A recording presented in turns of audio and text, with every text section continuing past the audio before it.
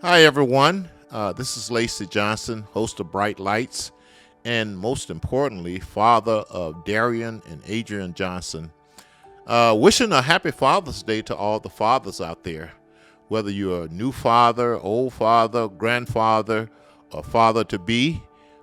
We want to take this day to recognize, celebrate, and honor you. In this day and age, with all the issues that's going on in this country, fathers play an important role. And so, if you're one of those fathers who's been disconnected from your children, today would be a good day to start the corrective action and get in touch and start being involved in your children's lives. And in this time of our country, we need you more than ever. So that's why today I'm here to personally thank all the fathers out there and say, keep up the good work and let's keep moving forward and let's keep improving. Thanks. Family.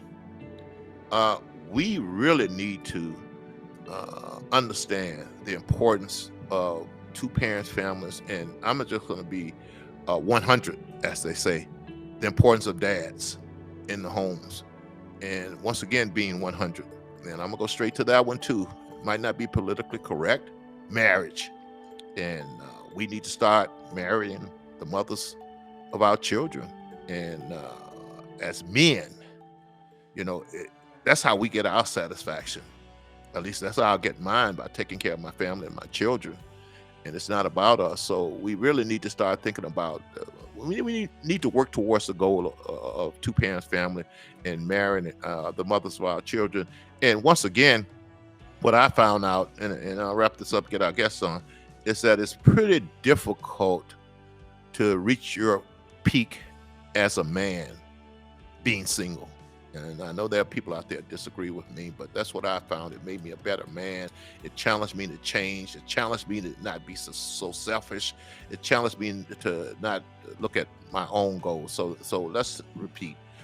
Business economic development with the goal of creating generational wealth, quality education, family, and last for me is just faith. That was the foundation. And, other people might have other ways of creating a lighthouse in their life, which when you get off track, you know how to get back on track. Get off course, you know how to get back on course. But that's what my faith did for me.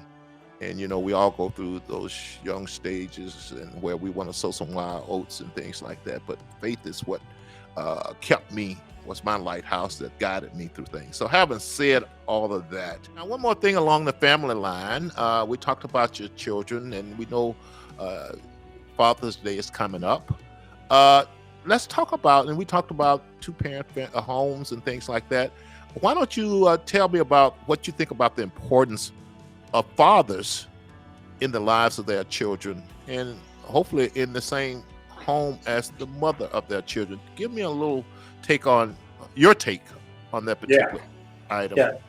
I can't tell you how not important this is. I think everyone intuitively we just know it's important, but it is really, the most cynical thing I believe about critical race theory is that they use the racial disparities to justify their whole movement. And what's really again cynical about this, Lacy, is that the disparities are not racial. They look racial, but they're not. Yeah, They're family structure disparities. And the only reason why it looks like racial disparities is because the Black community is 50 years ahead of where every other culture is in unwed birth. So here's the critical piece that we have to let people know about. For the first time in American history, we have 50% of all births in the United States. 50% of them are to unwed moms under the age of 30. So it all started in the Black community in the 60s. At that time, we were 80% two-parent families, approximately 80% two-parent families, but something changed. Something changed cultural behaviors, and it was the introduction of a program in the LBJ administration. And we went from 80% two-parent families to 80% fatherless homes in my lifetime. What made that change? For the first time in American history, we incentivized women to have children but remain unmarried. Right. There was a federal program that was never introduced before until 1964, early 60s, and it was promoted in the Black community heavily. And it literally changed the dynamic of the Black family. The Black family used to be faith, family, and education oriented. It was a God-centered culture. And it changed starting in the 60s when we incentivized women to have children as long as they remain unmarried. And today, literally today, I have the data here for the state of Minnesota. Mm-hmm. In North Minneapolis and some parts of these communities, nearly 90% of these kids will grow up without a father in their home, ever in their home. Yeah. You mentioned something there that we got into earlier, and we talked about a famous clinical psychologist, Jordan Peterson. One of the things that I like about what he says is that sometimes you just can't look at one factor. You got to look across the board. There's a lot of determinants, and a lot of times on a lot of these issues, he mentioned 1920 determinants that you have to look at. And what I have been saying to people lately, we do have to look at all the different factors that's going on here, not just stop with that one issue of race. And then I've been talking to a lot of Black men lately about the breakdown of the family.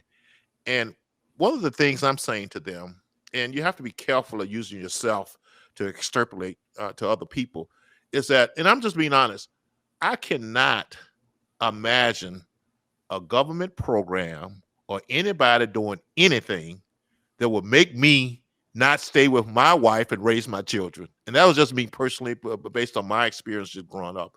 And I think that's the way we have to make that commitment. And I just grew up with a commitment that I was going to stay with the mothers of my children. I was going to marry her. I'm going to raise my children. I don't want no one else raising my children. I'm not going to depend on no one else to support my family, because once again, that's the way we were raised.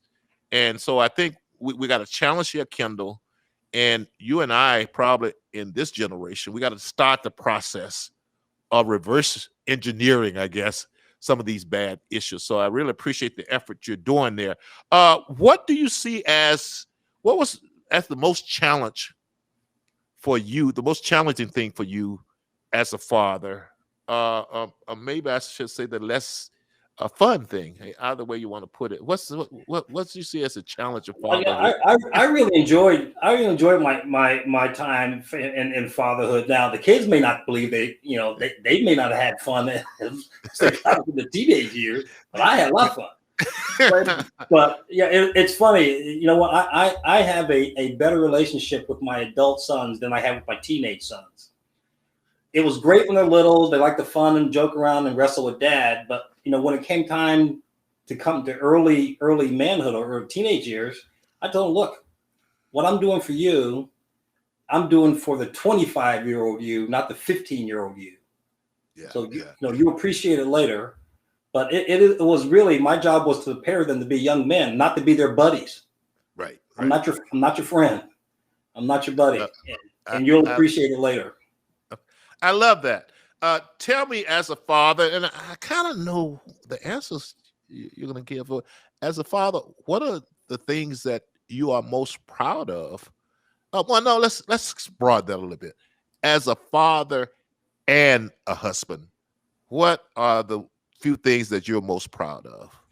Well, there's a couple of things, and you know what? I'm so fortunate that I came to the faith. So I came to the Christian faith when I was 27 years old.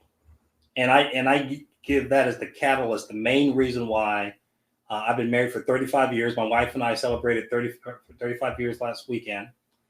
And that our kids have the faith in their life is neat to see. We're in 3 different states.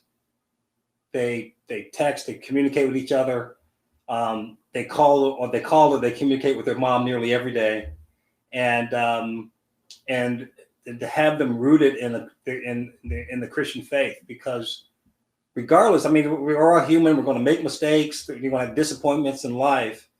But as long as you're grounded in a faith, there's a sense of hope. There's a sense of place to go that grounds you. And without it, I never wanted them to be rooted in the culture, because the culture drifts and back and forth in different norms. is whatever Time Magazine or CNN says is norm. That's not a way to live. If you want to learn more about this and other topics, visit us at Bright Lights by clicking the link below. And also, we are available on YouTube, Facebook, Twitch, and Rumble. So subscribe and receive notification via those platforms. Thanks again.